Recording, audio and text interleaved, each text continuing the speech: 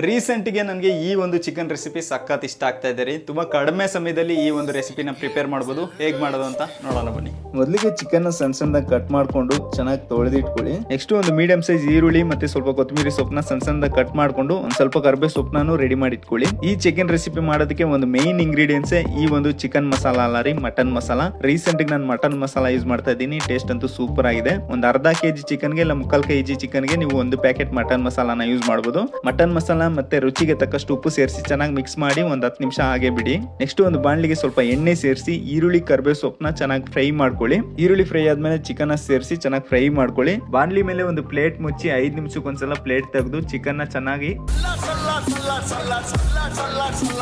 Chicken ಬೆಂದಿದೆ ಅಂತ check ಮಾಡೋದು ತುಂಬಾ ಈಸಿ ರೀ. ಸೌಟ್ ನ ಚಿಕನ್ ಪೀಸ್ ಮೇಲೆ ಪ್ರೆಸ್ ಮಾಡಿ ಚಿಕನ್ ಪೀಸ್ ಈಸಿಯಾಗಿ ಕಟ್ ಆದ್ರೆ ಚಿಕನ್ ಬೆಂದಿದೆ ಅಂತ.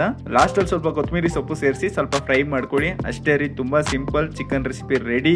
ಈ ಸಿಂಪಲ್ ಚಿಕನ್ ರೆಸಿಪಿನ ನಿಮ್ಮ ಮನೇಲಿ ಟ್ರೈ ಮಾಡಿ ನೋಡಿ. ಟೇಸ್ಟ್ ಹೇಗಿತ್ತು ಅಂತ ಕಮೆಂಟ್ ಅಲ್ಲಿ ತಿಳಿಸಿ. ನೆಕ್ಸ್ಟ್ ವಿಡಿಯೋದಲ್ಲಿ ನೋಡೋಣ. ಬಾಯ್ ಬಾಯ್.